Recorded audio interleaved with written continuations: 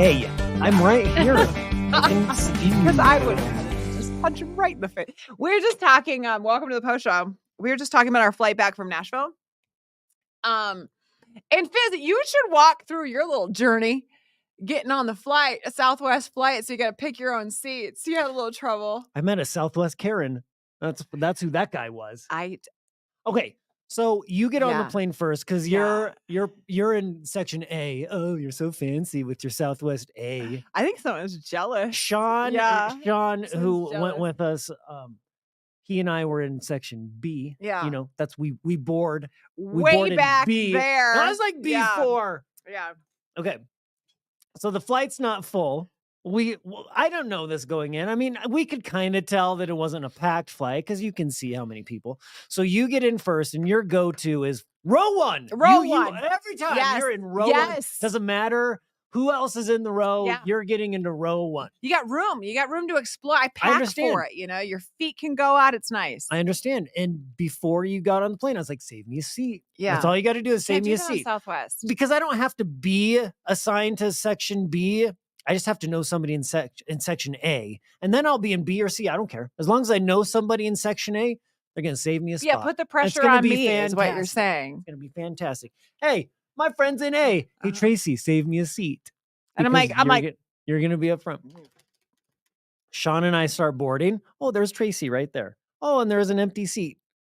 Well, you were at the window. The empty seat was in the middle, and then the gentleman was on the aisle. We're going to call him Southwest Karen. He's the Karen. Yeah. Southwest Karen. Now, I don't fully know at this point that the plane is not full. So I was like, oh, Tracy, thanks for saving me a seat. And you look up and you're like, I could tell in that 1 second with your facial expressions that he's not nice. He's not very nice. He wasn't. It was going to be a fight. So I was like, hey, can I sit here? This is my friend. He's like, what did he say?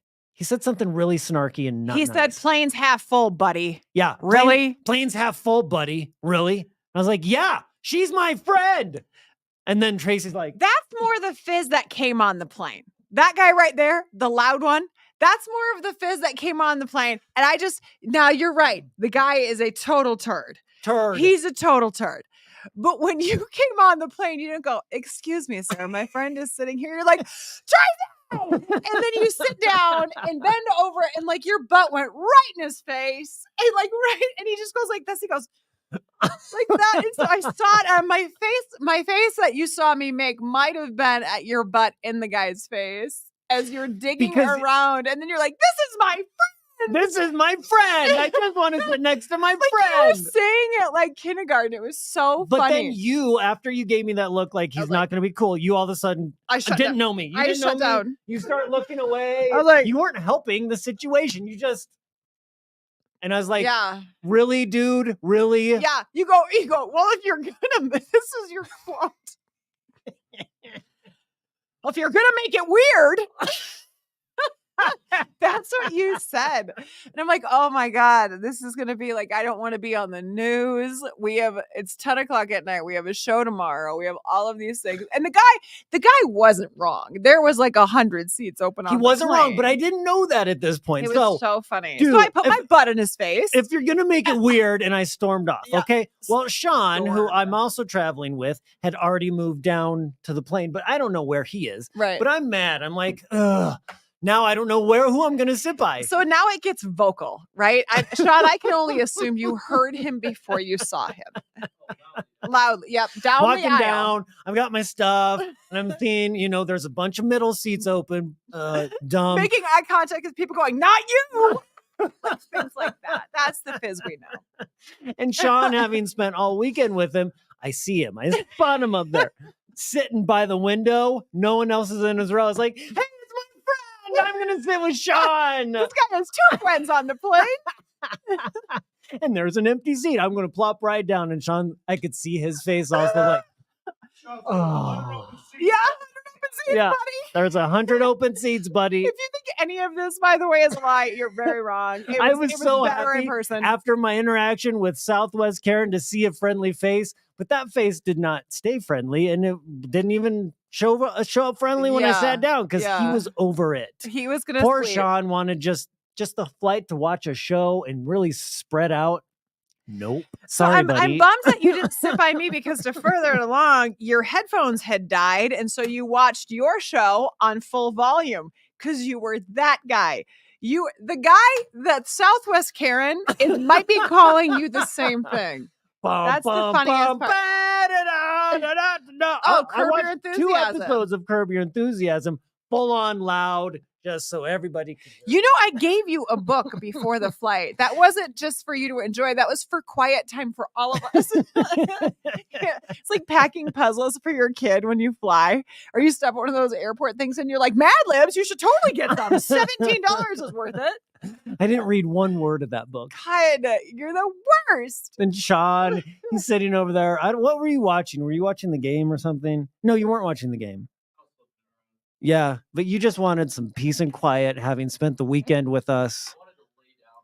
Yeah, Sean wanted to lay down across the 3 seats. For some reason, I just get automatic right now just because it's the end of the year. It's never happened to me in my life, but they're like, you can get A group for like the last 2 months of the year. And I was like, oh, cool. So it was an accident that I got A group. But if I'm traveling with you guys again, I might, for the first time, as cheap as I am, buy A group just to watch what happened for both the flights. Because like, well, next time you need to step up and be like, that's my friend. That's my friend. Scoot over. Because it's working so well for you. Not pretend that you don't know me. Okay, tomorrow on the show, we are we gonna map out how we're gonna do this battle for the Thanksgiving stuffing?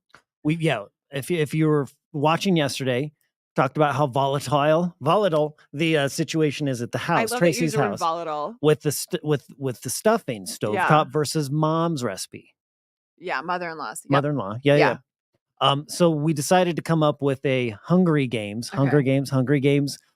contest tomorrow on the radio. Okay, so Ian, I haven't even talked to him about this yet, but I know he'll come on the show. I know he will. He has no problems with that. But we need to know like what we're battling for each one of our stuffings. The hard part is for me is like, if I don't make it for him, there would be a part of me that like still felt a little guilty because he likes it so much, but it's not good. But it's not that good. We will make sure that if you win, you're not gonna, you probably won't win. If you win, we'll make sure that he agrees and we'll have no hard feelings about not getting mom's stuffing. Okay. He'll be okay with stovetop. Everybody will be fine. We will survive another year. If that happens. It's really good. Now, if you do lose and have to make the stuffing, where are you mentally with that? I think I do it every single year. This is every year of our marriage. So like mentally it'll be fun. Like I dread it.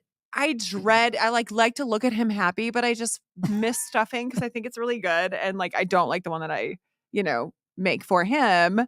I never really have because I don't like the stuff in it. So I'll be like, great, enjoy, but nobody else likes it either. And I with the kids that I have, I mean, you've seen Joey come in here, they got 6'5". I mean, the kids will put down some food. I know they would pound stovetop too. And then I can be like, this is the MSGs you've been missing. Yeah. Guys, this is it. MSG isn't bad for you. That was a whole thing. I think it is. No, it's not. No, I think it is. No, it's not. Oh, we should deep dive that. It's not. Back in the 80s, it was a false report that MSG was bad for you. No, Google it. Google it. MSG isn't as bad for you as you think. You do that with all the artificial sweeteners, and you're like, they're not bad for you. I'm like, I think they are. No, they're also not. I promise. Everything is a chemical. We digress. You're going to be fine. Everything's a chemical. Everything's a chemical. You're going to be fine. Walter White, settle down. Okay, so we need to come up with some sort of plan. So the plan for tomorrow's show is to have a contest on the air. And whoever wins gets to have their stuffing of choice. And that's you guys. That's you and Big Mike, because I can't know the questions. Am I battling him one by one, or am I like asking, am I answering I don't know. questions We have about to myself? determine what the game should be. Okay. I mean, it could be all math problems. Who knows? What's Ian really good at? Geography. Let's make it all Ian's geography. Really good at questions about Ina Garten. Ian's really good at questions about why the lead singer of Green Day is attractive. Prince. Oh, he's really good at Prince knowledge. Yeah. I'll get algebra. Geography and algebra.